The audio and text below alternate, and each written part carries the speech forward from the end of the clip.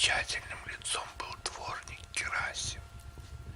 Мужчина 12 вершков роста, сложенный богатырем и глухонемой от рождения. Барыня взяла его из деревни, где он жил один, в небольшой избушке, отдельно от братьев, и считался едва ли не самым исправным деловым мужиком. Одаренный необычайной силой, он работал за четверых. Дело спорилось в его руках, и весело было смотреть на него, когда он либо пахал и, налегая огромными ладонями на саху, казалось, один без помощи лошаденки врезывал упругую грудь земли, либо Петров день так сокрушительно действовал косой, что хоть бы молодой березовый лесок смахивать с корней долой, либо проворно и безостановочно молотил трехоршинным цепом, и как рычаг опускались и поднимались продолговатые и твердые мышцы его плечей. Постоянное безмолвие придавало торжественную важность его неистомной работе. Славный он был мужик, и не будь его несчастья, всякая девка охотно пошла бы за него замуж.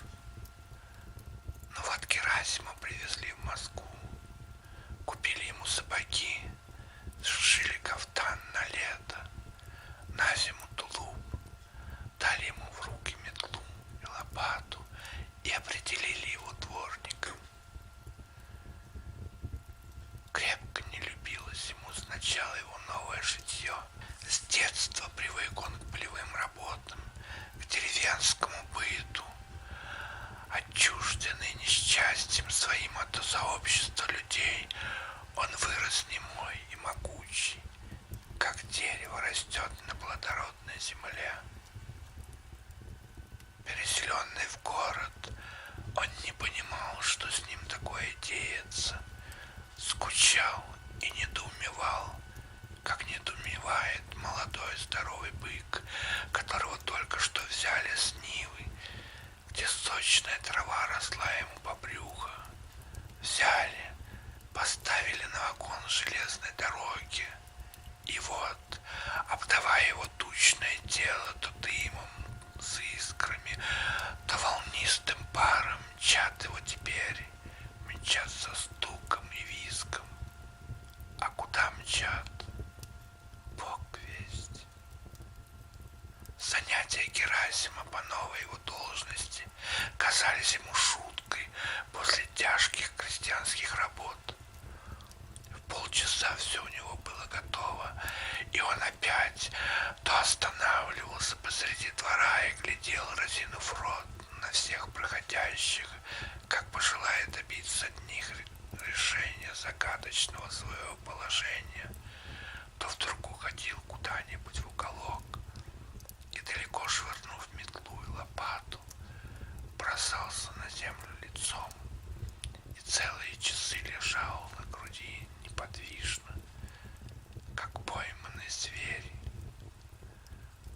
Но ко всему привыкает человек, и Герасим привык наконец к городскому житью.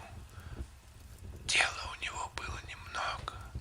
Вся обязанность его состояла в том, чтобы двор содержать в чистоте, 2 раза в день привезти бочку с водой, натаскать и наколоть дров для кухни и дома, да чужих не пускать и по ночам караулить. И, надо сказать, усердно исполнял он свою обязанность. На дворе у него никогда ни щепок не валялось, ни ссору. Застрянет ли в грязную пору где-нибудь с бочкой, отданная под его начальство, разбитая кляча водовозка. Он только двинет плечом, и не только телегу. Самая лошадь спихнет с места. Дрова ли примется он колоть, топор так и звенит у него, как стекло, и летят во все стороны осколки и поленья. А что насчет чужих? Так после того, как он однажды ночью, поймав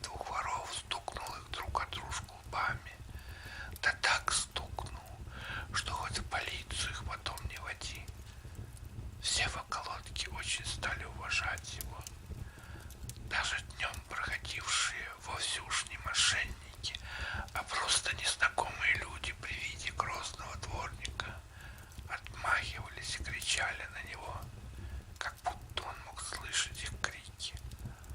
Со всей остальной челядью Герасим находился в отношениях не то чтобы приятельских, они его побаивались, а коротких. Он считал их за своих. Они с ним объяснялись знаками, и он их понимал, в точности исполнял все приказания. На права свои тоже знал, и уже никто не смел садиться на его место за столица. Вообще Герасим был нрава строгого и серьезного, любил во всем порядок, даже петухи при нем не смели драться. А то беда, увидят, тотчас схватят за ноги, повертит раз 10 на воздухе колесом и бросит врозь. На дворе у барыни водились тоже гуси, но гусь, известно, птица важная и рассудительная. Герасим чувствовал к ним уважение, ходил за ними и кормил их. Он сам смахивал на степенного гусака. Ему отвели над кухней каморку.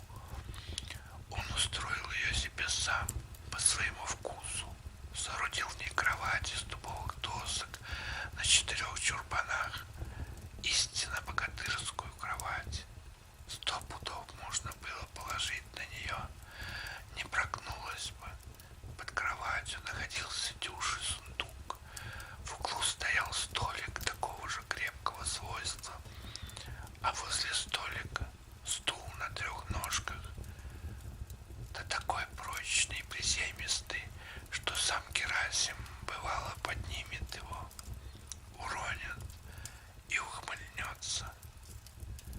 Коробка запиралась на замок, напоминавший своим видом калач, только черный. Ключ от этого замка Герасим всегда носил с собой на пояске. Он не любил, чтобы